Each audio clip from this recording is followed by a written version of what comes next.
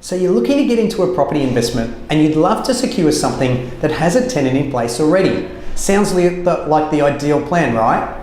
Well, keep watching because there are a few red flags that can really scuttle an investor's plans if they're not paying attention.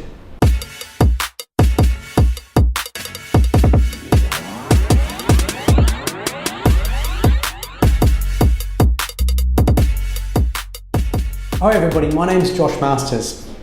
If you've been looking to get into property investing and are trying to find that perfect investment, there's no doubt that you'd love to secure a place that has a tenant in place already. After all, you don't have to have any vacancy rates and you can hit the ground running, right? Well, there are a few things that you need to consider if you've got a tenant in place already. And these are often overlooked by investors because they just think that it's a bird in the hand without considering maybe the negative effects that can come from that. Now let's look at the first one. The first one is if there's any special conditions in their lease that allow them to break the lease if they're going to sell the property.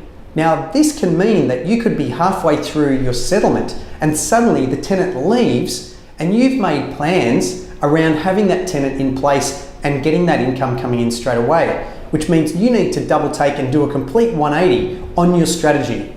So make sure you check the special conditions in the tenancy agreement to make sure that they can stay there for the term that you're thinking. The second one is to make sure that they're paying the current market rent. You would be surprised how many rental properties are actually under rented right now in the market. And if they're under rented, it can be very difficult to get that existing tenant to pay the actual market rent once you take over. And it may mean having to get rid of that tenant and evict them or whatever is needed in order to do so. And that can be more headache than it's worth.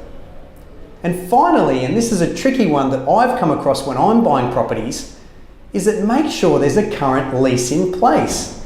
Now, a lot of people might take this for granted, but you'd be surprised how many people lease their properties out to family or friends, don't have a formal arrangement, and suddenly when they leave, unexpectedly, before you settle on the property, they've left the whole place in a mess, there's no bond, and there's no fallback for you to be able to make claims against.